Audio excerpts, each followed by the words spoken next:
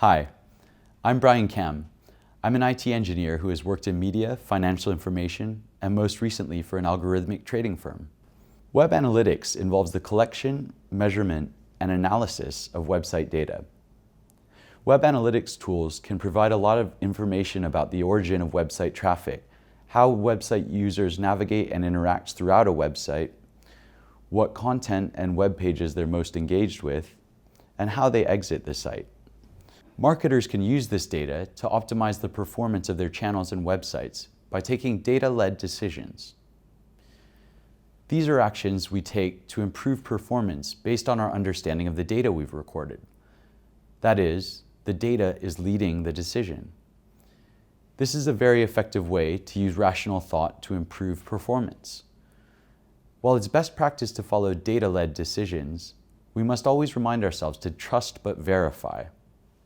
Apart from helping with decision-making, web analytics is an important information source to help marketers report back to key stakeholders on how campaigns and websites are performing in relation to your digital marketing efforts. Ultimately, marketers are trying to recreate scenarios that lead to commercial outcomes for their organizations or clients. You can do this by measuring and acting on the data trends you observe using web analytics software. One of the real values of web data analysis is that it allows you to deduce the story behind the data in order to gain valuable insights and enhance business performance. But how exactly does this lead to commercial returns? Well, web analytics can help you understand your customers better.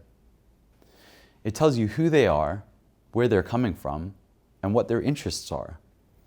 It tells you about their demographics and location. It also helps reveal any conversion challenges that might exist on your website. It helps you appreciate what consumers like or don't like and how they interact on your website. You can use all this information to improve the experience on your site for the consumer and to optimize the channels that consumers use to visit your website. There are a number of analytics tools available on the market today. Some of them are free. Some of them require a paid subscription. Paid analytics products and free analytics products will differ in terms of support, features, and functionality.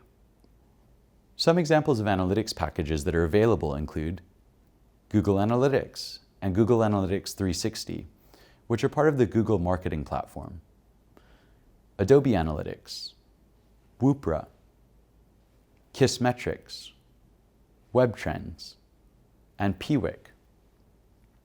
The market leader and most commonly used analytics program is the free version of Google Analytics, or GA as it is sometimes known.